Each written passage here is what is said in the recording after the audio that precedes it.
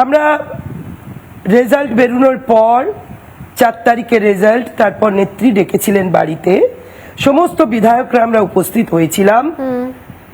সেখানে দাঁড়িয়ে আমাদের প্রথমেই বলা হলো যে অভিষেক বন্দ্যোপাধ্যায়ের বিরুদ্ধে অনেকে অনেক কিছু বলছে, কিন্তু এত পরিশ্রম করেছে, দলের জন্য রক্তঘাম ঝরিয়েছে, তাকে দাঁড়িয়ে সম্মানিত করতে হবে হাততালির মধ্য দিয়ে। সেটা আমাদের নিশ্চিতভাবে পছন্দ না হলেও আমরা সেই ঔদ্ধত্য দেখাতে হয়তো পারিনি সেই মুহূর্তে, যে না দিদি এটা ঠিক নয়।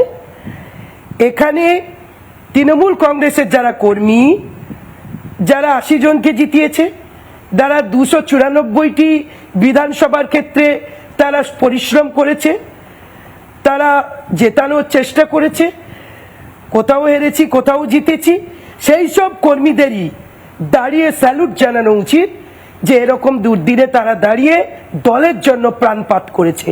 সেটা দেখলাম না।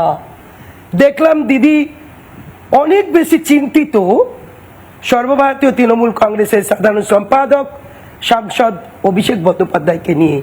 ওখানে দেখলাম আমার পরম শ্রদ্ধেয় এই দলের রাজ্য সভাপতি সুব্রত বক্সী হাততালি দিচ্ছেন, শিউলি শাহ দিচ্ছে।